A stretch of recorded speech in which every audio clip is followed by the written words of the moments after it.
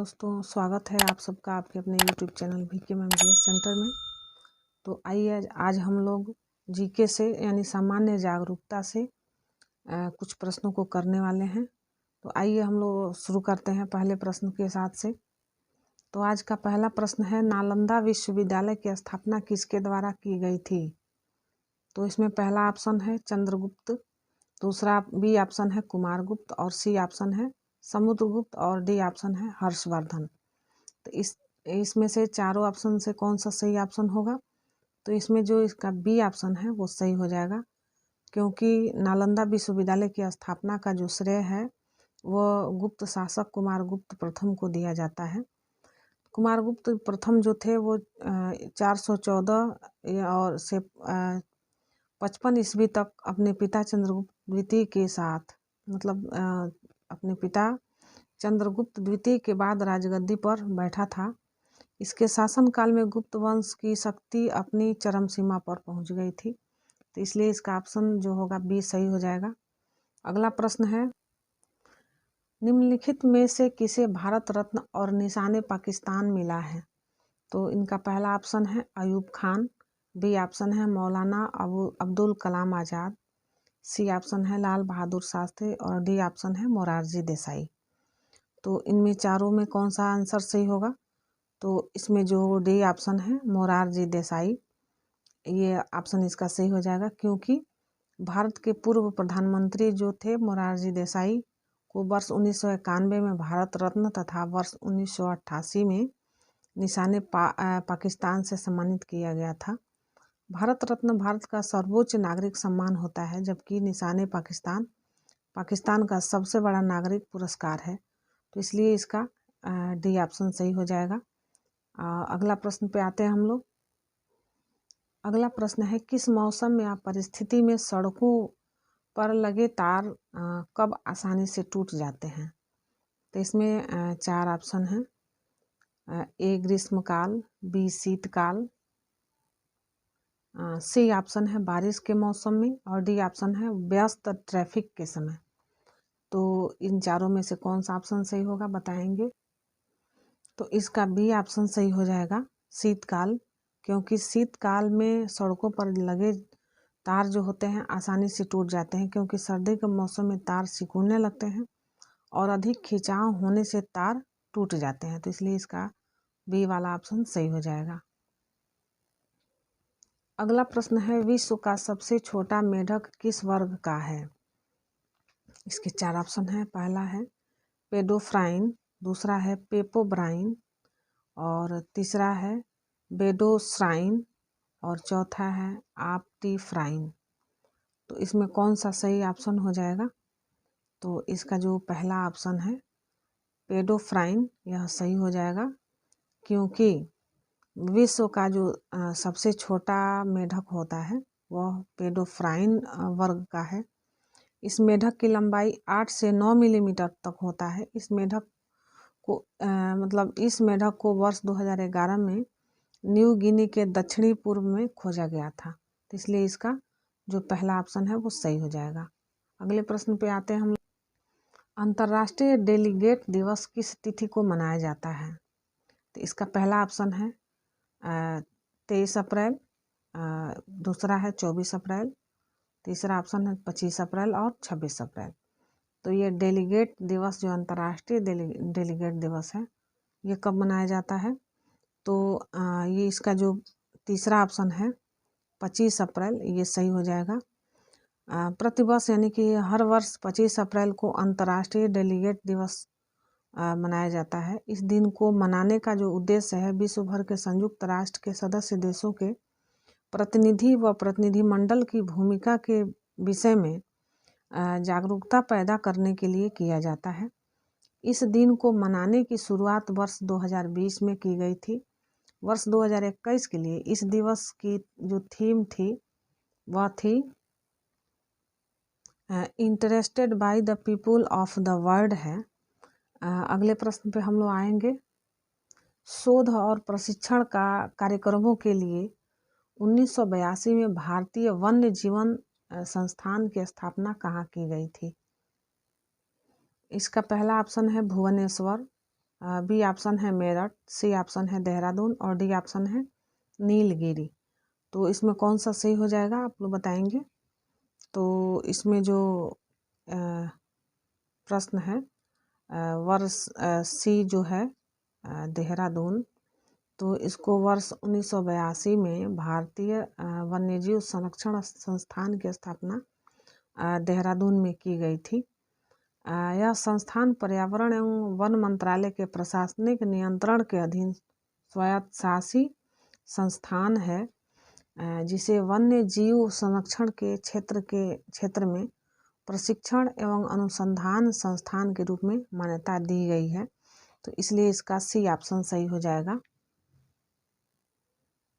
अगला प्रश्न है, वह कौन सा वाद्य यंत्र है जिस पर उस्ताद अमजद अली खान ने निपुणता प्राप्त की है। तो इसका जो पहला ऑप्शन है ए सरोद, दूसरा ऑप्शन है वायलिन, तीसरा ऑप्शन है सितार और चौथा ऑप्शन है शहनाई। तो इसका जो पहला ऑप्शन है सरोद सही हो जाएगा। अमजद अली खान जो थे सरोद वादक थे। तो उस्ताद अमजद अली खान का संबंध ग्वालियर के शाही घराने की सोनिया वंगस शैली से है। ये पूरे विश्व में सरोद वाद्ययंत्र से संबंधित है। भारतीय संगीत के माध्यम से विश्व में सद्भावना का संदेश प्रसारित करने के लिए इन्हें यूनेस्को सम्मान और यूनिसेफ सम्मान यानी राष्ट्रीय राजदूत से भी नवाजा जा चुके हैं। तो इसलिए इसका पहला ऑप्शन सही हो जाएगा। अगले प्रश्न पे हम लोग आते हैं, लोक चित्रकला मधुबनी किस राज्य में लोकप्रिय है। तो इसका पहला ऑप्शन है पश्चिमी बंगाल, बी ऑप्शन है ओडिशा, सी ऑप्शन है बिहार और डी ऑप्शन है असम। तो इसका जो सी ऑप्शन है सही हो जाएगा, यानी कि जो मधुबनी चित्रकला है बिहार से संबंधित है। बिहार के मिथिलांचल क्षेत्र से, जैसे दरभंगा, मधुबनी और नेपाल के कुछ क्षेत्रों की प्रमुख चित्रकला है। प्रारंभ में रंगोली के रूप में रहने के बाद यह कला धीरे धीरे आधुनिक रूप में कपड़े, दीवार व कागज पर उतर आई है। तो माना जाता है कि यह चित्र राजा जनक ने राम सीता के विवाह के अवसर पर महिला कलाकारों से बनवाए थे। तो इसलिए इसका ऑप्शन सी सही हो जाएगा। अगले प्रश्न पे हम लोग आते हैं। अगला प्रश्न है, निम्नलिखित में से किस देश में नील नदी नहीं बहती है। तो नील नदी नहीं बहती है, तो पहला ऑप्शन है ए है तंजानिया, बी ऑप्शन है अल्जीरिया, सी ऑप्शन है मिस्र और डी ऑप्शन है केन्या।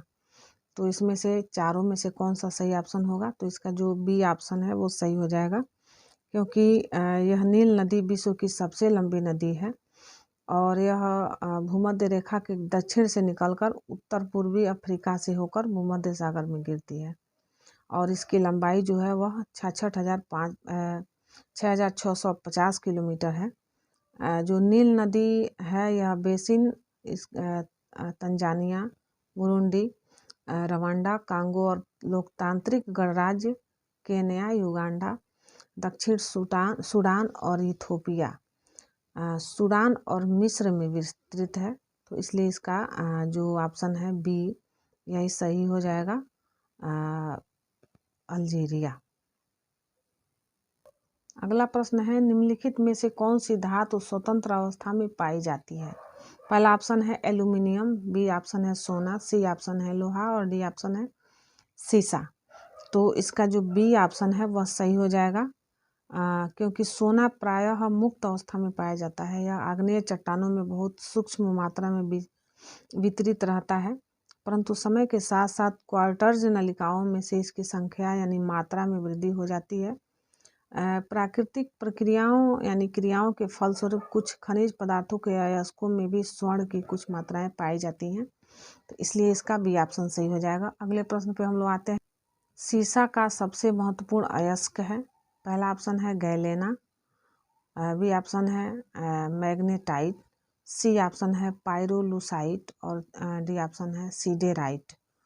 तो चारों में से कौन सा ऑप्शन सही हो जाएगा। तो इसका जो पहला ऑप्शन है वो सही हो जाएगा, पहला ऑप्शन। इसलिए क्योंकि जो सीसा यानी कि लेड जो होता है, इसका जो महत्वपूर्ण अयस्क होता है वो गैलेना है, जो परतदार शैलों में पाया जाता है। यह प्रायः चांदी एवं जस्ते के साथ मिला रहता है। तो इसलिए इसका पहला ऑप्शन सही हो जाएगा ए, गैलेना। अगला प्रश्न है, मूसी और भीमा किस नदी की सहायक नदियां हैं? तो मूसी और भीमा किस नदी की सहायक नदियां हैं? तो पहला ऑप्शन है कावेरी, बी ऑप्शन है ब्रह्मपुत्र, सी ऑप्शन है महानदी और डी ऑप्शन है कृष्णा। तो इसका जो डी ऑप्शन होगा कृष्णा नदी, यह सही हो जाएगा। यानी कि कृष्णा नदी दक्षिण भारत की एक महत्वपूर्ण नदी है जिसका उद्गम महाराष्ट्र से महाबालेश्वर के समीप पश्चिमी घाट श्रृंखला से होता है। कृष्णा नदी की जो सहायक नदियों में है तुंगा और भद्रा, कोमना, भीमा, कुंडली, मालप्रभा, घाट प्रभा, एरला, वारणा, बिंदी, मूसी और दूधगंगा शामिल हैं। तो इसलिए यह डी ऑप्शन सही हो जाएगा। अगले प्रश्न में हम लोग आते हैं, संविधान के मूल कर्तव्यों को किस समिति की अनुशंसा के आधार पर शामिल किया गया है? तो इसमें ए ऑप्शन है कर्ण सिंह समिति, बी ऑप्शन है कृपलानी समिति, सी ऑप्शन है स्वर्ण सिंह समिति और डी ऑप्शन है देवराज अरस समिति। तो इसमें जो इसका सी ऑप्शन सही हो जाएगा स्वर्ण सिंह समिति, यह सही हो जाएगा क्योंकि भारतीय संविधान में जो मूल कर्तव्यों का वर्णन है वह भाग 4 क में वर्णित है। तो स्वर्ण सिंह समिति की अनुशंसा पर संविधान में 42वें संविधान संशोधन 1976 द्वारा 10 मूल कर्तव्यों को शामिल किया गया। तो इसलिए इसका सी ऑप्शन सही हो जाएगा स्वर्ण सिंह समिति। लेकिन जो 86वां जो संविधान संशोधन 2002 के द्वारा इसमें एक मूल कर्तव्य और जोड़ा गया है और अब वर्तमान में इसकी संख्या 11 हो गई है। तो अगले प्रश्न पे आते हैं हम लोग। आज का अगला प्रश्न है, प्रधानमंत्री नरेंद्र मोदी ने 10 अगस्त 2021 को वीडियो कॉन्फ्रेंसिंग के माध्यम से प्रधानमंत्री उज्ज्वल योजना 2.0 का शुभारंभ किया। उज्ज्वल योजना के संबंध में जो विकल्प में से कौन सा तथ्य सही नहीं है? इसमें जो तथ्य सही नहीं है उसको अंकित करना है। तो इसका पहला ऑप्शन है, प्रधानमंत्री ने उज्ज्वला योजना 2.0 का शुभारंभ महोबा उत्तर प्रदेश से किया। इसका यह ऑप्शन है बी, वर्ष 2016 में प्रधानमंत्री उज्ज्वला योजना पहले की शुरुआत गोरखपुर उत्तर प्रदेश से हुई थी। और तीसरा ऑप्शन है उज्ज्वला दूसरा सी ऑप्शन है कि उज्ज्वला 2.0 के लाभार्थियों को जमा मुक्त एलपीजी कनेक्शन के साथ साथ पहला हॉट प्लेट और हार्ड प्लेट निःशुल्क प्रदान किया जाएगा। और डी ऑप्शन है उज्ज्वला 2.0 में प्रवासियों को राशन कार्ड या निवास प्रमाण पत्र जमा करने की आवश्यकता नहीं होगी। तो इसमें कौन सा ऑप्शन सही हो जाएगा? तो इसका जो ऑप्शन है बी, ये बी सही हो जाएगा। इसका जो बी ऑप्शन है वो सही हो जाएगा क्योंकि प्रधानमंत्री नरेंद्र मोदी ने 10 अगस्त 2021 को वीडियो कॉन्फ्रेंसिंग के माध्यम से महोबा उत्तर प्रदेश से एलपीजी जो कनेक्शन प्रदान किया गया था, प्रधानमंत्री उज्ज्वला योजना के द्वारा 2.0 का शुभारंभ किया गया था। और वर्ष 2016 में प्रधानमंत्री उज्ज्वल योजना 1.0 की शुरुआत बलिया उत्तर प्रदेश से हुई थी। तो ये दोनों जो आंसर है ए और बी, तो यह दोनों गलत हो जाएगा। तो इस योजना के तहत गरीबी रेखा से नीचे जीवन यापन करने वाले परिवारों को 5 करोड़ महिला सदस्यों को एलपीजी कनेक्शन उपलब्ध कराने का लक्ष्य रखा गया था। और अप्रैल 2018 में इस योजना का विस्तार कर उसमें सत्ता और श्रेणियों जैसे अनुसूचित जाति, अनुसूचित जनजाति, PMAY, AAY, अत्यंत पिछड़ा वर्ग या चाय बागान, वनवासी द्वीप समूह की महिला लाभार्थियों को शामिल किया गया था। तो इसलिए इसका जो बी ऑप्शन है वो सही हो जाएगा। अगले प्रश्न पे हम लोग आते हैं। अगला प्रश्न है कि मानव शरीर का साधारण तापमान होता है। तो ये मानव शरीर का जो साधारण तापमान होता है वो होता है, पहला ऑप्शन है 40.5 डिग्री सेल्सियस, बी ऑप्शन है 36.9 डिग्री सेल्सियस, सी ऑप्शन है 98.4 डिग्री सेल्सियस और डी है 82.4 डिग्री सेल्सियस। तो इसका जो बी ऑप्शन है वह ऑप्शन सही हो जाएगा क्योंकि क्योंकि जो मानव शरीर का जो साधारण औसत तापमान होता है वह 37 डिग्री सेल्सियस होता है, यानी कि 36.9 डिग्री सेल्सियस, ये सही है। और फ़ारेनहाइट में इसको 98.6 डिग्री फ़ारेनहाइट में व्यक्त किया जाता है। तो यहाँ पे जो ए ऑप्शन और बी ऑप्शन है ये गलत हो जाएगा। जो सी ऑप्शन है यह सेल्सियस में है, तो इसलिए यह सही नहीं होगा, और लेकिन इसका बी ऑप्शन सही हो जाएगा। अगला प्रश्न है, किसकी पूर्व अनुमति से लोकसभा में वित्त विधेयक को पेश किया जा सकता है? तो इसका ऑप्शन ए है राष्ट्रपति, बी ऑप्शन है प्रधानमंत्री, सी ऑप्शन है अध्यक्ष और डी ऑप्शन है मंत्रिमंडल। तो इसका जो सही ऑप्शन है वह हो जाएगा ए, यानी राष्ट्रपति के द्वारा। तो नए कर लगाने या जो प्रस्ताव हैं उनको उसमें परिवर्तन करने या मौजूदा ढांचे को जारी रखने के लिए संसद में जो प्रस्तुत विधेयक को वित्त विधेयक यानी फाइनेंशियल बिल कहा जाता है। तो वित्त विधेयक के प्रस्ताव का विरोध नहीं किया जा सकता है और उसे तत्काल मतदान के लिए रखा जाता है। इसे पेश किए जाने के 75 दिनों के अंदर सदन में पारित हो जाना चाहिए तथा इस पर राष्ट्रपति की स्वीकृति भी मिल जानी चाहिए। तो सामान्यतः यह विधेयक वार्षिक बजट पेश किए जाने के तत्काल बाद लोकसभा में पेश किया जाता है। तो इसलिए इसका जो ए ऑप्शन है सही हो जाएगा। अगला प्रश्न है, बिहार केसरी किसे कहा जाता है? तो इसका पहला ऑप्शन है डॉक्टर श्री कृष्ण सिंह को, बी ऑप्शन है डॉक्टर अनुग्रह नारायण सिंह को, डी ऑप्शन है सी ऑप्शन है डॉक्टर राजेंद्र प्रसाद को और डी ऑप्शन है जगजीवन राम को। तो इसका जो पहला ऑप्शन है ए सही हो जाएगा, क्योंकि वर्ष 1946 से 61 तक श्री कृष्ण सिंह बिहार राज्य के प्रथम मुख्यमंत्री थे। वो डॉक्टर राजेंद्र प्रसाद और डॉक्टर अनुग्रह नारायण सिंह के साथ वे भी आधुनिक बिहार के निर्माता के रूप में जाने जाते हैं। इन्हें बिहार केसरी के नाम से भी जाना जाता है। तो इसलिए इसका ए ऑप्शन सही हो जाएगा, डॉक्टर श्री कृष्ण सिंह। अगला प्रश्न है कि किस मुगल सम्राट ने 1857 ईस्वी में स्वतंत्रता संग्राम का नेतृत्व किया? तो इसमें जो पहला ऑप्शन है ए बहादुर शाह जफर द्वितीय और बी है शाहजहां, सी है जहांदार शाह और डी ऑप्शन है बाबर। तो इसमें कौन सा ऑप्शन सही हो जाएगा? तो इसमें जो ए ऑप्शन है वो सही हो जाएगा, बहादुर शाह जफर द्वितीय, क्योंकि 1857 की जो क्रांति थी इसमें मंगल पांडे द्वारा एक अंग्रेज अफसर की हत्या के साथ शुरू हुई थी और धीरे धीरे इसने पूरे भारत को अपने में समेट लिया था। तो मंगल पांडे की फांसी से सैनिकों ने 10 मई को अंग्रेजों के खिलाफ जो खुला विद्रोह कर दिया था और 12 मई को उन्होंने दिल्ली पर अधिकार करके बहादुर शाह जफर द्वितीय को भारत का सम्राट घोषित कर दिया था। तो इसलिए इसका ये ऑप्शन सही हो जाएगा, बहादुर शाह जफर द्वितीय। अगला प्रश्न है, भारत में कुल्लू घाटी किसकी खेती के लिए प्रसिद्ध है? तो इसका पहला ऑप्शन है स्ट्रॉबेरी, दूसरा ऑप्शन है सेब और इसका तीसरा ऑप्शन है अंगूर और चौथा ऑप्शन है अनानास। तो इसका जो बी ऑप्शन है वह सही हो जाएगा सेब के लिए, क्योंकि भारत में कुल्लू घाटी की सेब की खेती के लिए प्रसिद्ध है। जो भारत में कुल्लू की घाटी है यह सेब की खेती के लिए प्रसिद्ध है। कुल्लू घाटी जो है वह हिमाचल प्रदेश के में स्थित है और यह एक हिमालय की घाटी है। तो यह घाटी अपने मंदिरों, चीड़ व देवदारों से ढके ऊंचे पहाड़ों और सेब के बगान के लिए भी जानी जाती है। तो इसका ऑप्शन बी सही हो जाएगा।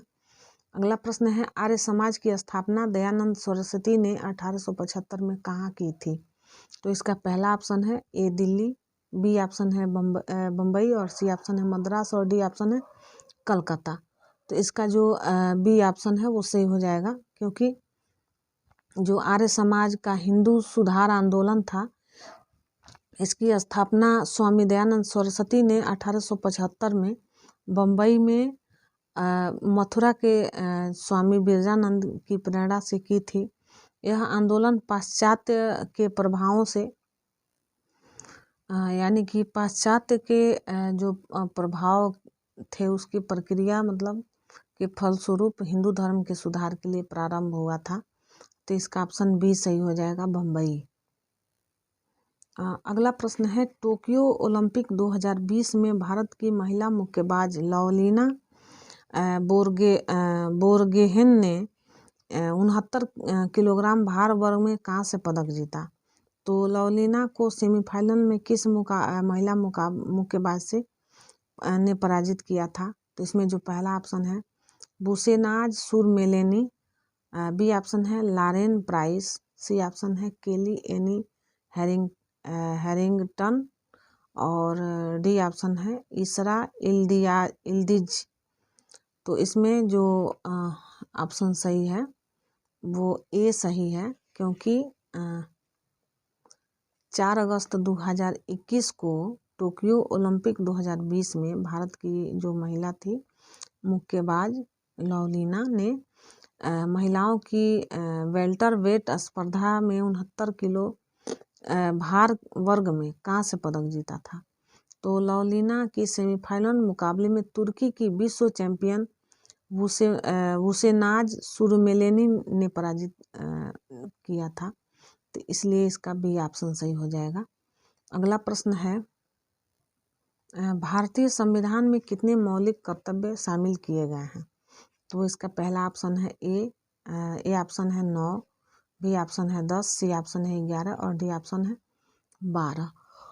तो इसका जो सी ऑप्शन है सही हो जाएगा, क्योंकि स्वर्ण सिंह समिति की अनुशंसा पर संविधान में जो 42वां संशोधन हुआ था, संविधान संशोधन, इसमें 1976 द्वारा 10 मूल कर्तव्यों को शामिल किया गया था, परंतु 86वां संशोधन 2002 के द्वारा इसमें एक मूल कर्तव्य को और जोड़ दिया गया।